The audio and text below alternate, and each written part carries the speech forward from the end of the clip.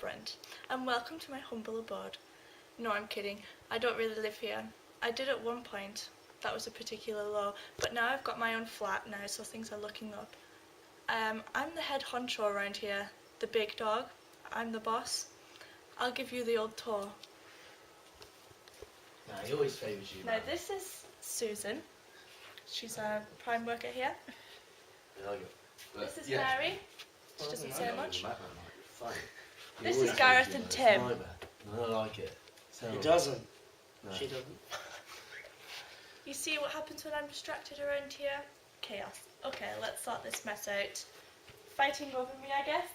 He is fighting over you. Well, I wouldn't call it fighting. Maybe just aggressive whinging. Nothing a little managerial magic can't solve. Tim, you're just annoyed because we're best friends. I'm not annoyed because they're just best friends. Not even best friends. Acquaintances at a push. You're such a jerk. Right, I'm annoyed because Gareth is getting special favours because he gets you coffee in the morning, he pays for your lunch, he even picks up his laundry. That was a favour between two best friends. Well, obviously I would never intentionally favour anyone around here. Right, obviously. But we're still going on the next business trip together, right? Unbelievable. What did he do for you now? Wash your car? Actually, Hannah doesn't have a car, and I pick her up for work every morning. I do have a car, but it's in the garage. You know, Hannah, part of my degree was in conflict resolution, so if you wish, maybe I could help you solve this problem.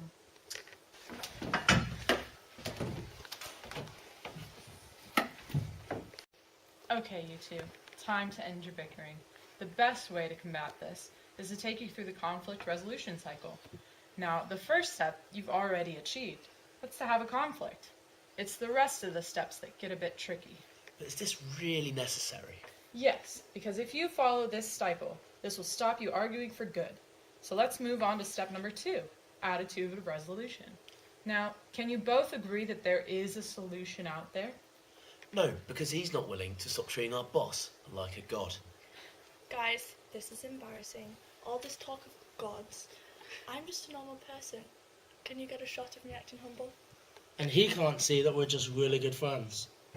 But suppose Gareth scaled back in his weird closeness. Would you feel that resolved the problem? Well, partly. Exactly. Then there is room for a solution. So we can now enter deep into the cycle. But it's important to remind yourself that this isn't easy, and you'll have to stay creative, humble, logical, and willing to learn. Well, I'm always happy to learn.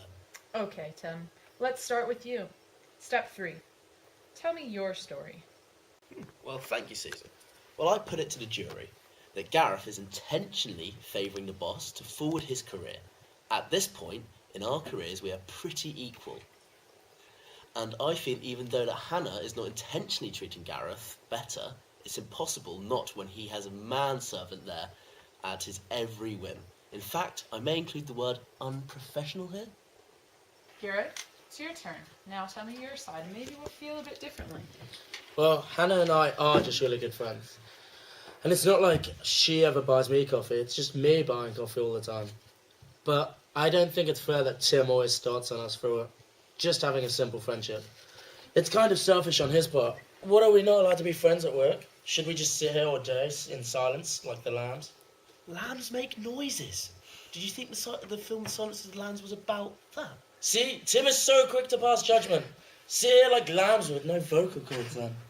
Right, okay. An unconventional stage 3, but we've heard both stories uninterrupted, which means we can move on now to stage 4. This is where we hear Tim's concerns. Well, I'm concerned that I'm going to stay in this position forever because I didn't buy the boss coffee. I'm concerned that Gareth will be the boss's favourite because he favours closeness over professionalism. Right. He doesn't get favoured. Remember that. I know, but I'm still a bit concerned. I'm a little concerned that Tim's going to make everyone unmotivated. He's such a destroyer of friendship and all things fun. I have fun. Look, there's a spot on your tie. Right there. See? Fun. All appropriate fun. Lovely. Now for stage 5. This is your final letting go of emotions before we construct a deal together.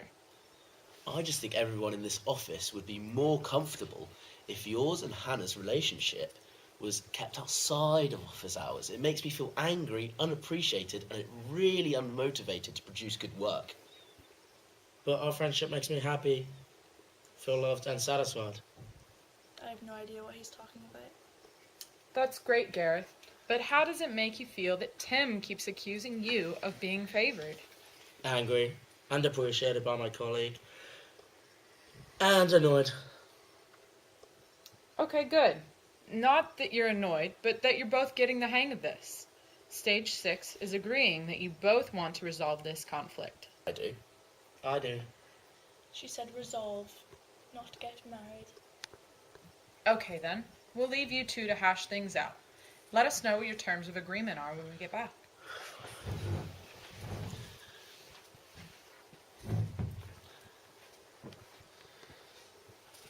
Alright then.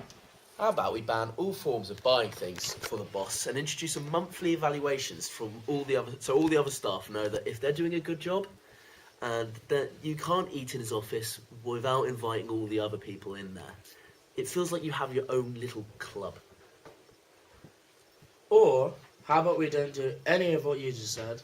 We keep things exactly how they were, but I promise that I'll eat outside of her office, where anyone is able to sit, and when I buy her coffee, I offer everyone a chance. That's all I wanted. God knows why I want it, because you're both mental. Alright, is everything okay between you two now? I really think it is. Well, that was really interesting. Anyway, I must be off. Things to do, people to see. Hang on a minute.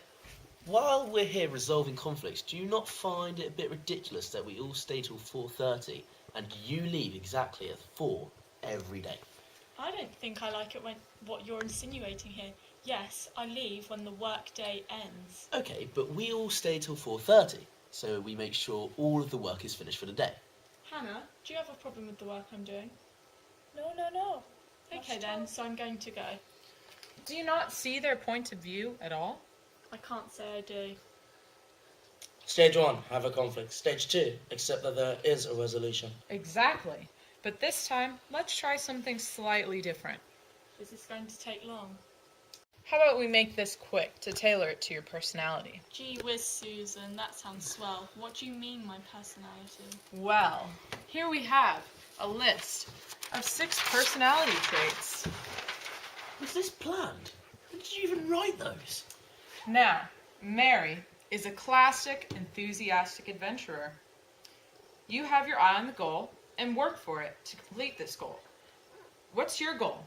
To get all my work done by 4 and pick my kids up from school at 4:30. Exactly, and that's the key here. You work hard and you get the work done. At least you're not a high energizer who works fast but gets frustrated when people don't match their pace. The problem comes from those that are dependable stabilizers. And now, Tim, how would you describe your work ethic? Outstanding. How did you come to that? Well, I work slowly to make sure that everything is done correctly, and I involve the team so everything is a collaborative effort.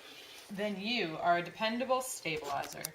Now, because you work slowly all day, it's likely that when it comes to 4 o'clock, you're imagining Mary has worked the same pace all day, and she's leaving at her own leisure. Can I leave at my own leisure now? I'm about to do my big speech. But in actual fact, she's been working hard, taking less time for lunch so she can pick up her kids at 4:30. You're doing the same amount of work, but you just work at different speeds. So do you see how conflict can be resolved from an understanding of our own and others' personalities? If I say yes, can I go? Well, it's true. Unbelievably, she's found a way to do all of her work before 4 o'clock. And for that, I'm sorry, Mary. I should have said anything. And if I had any idea, I would have kept my mouth shut. But you should have said something. Let her know how you feel before starting a conflict, and you'll almost always find there's another point of view. It's okay, guys. See you bright and early tomorrow. Thank you for your work today, Mary.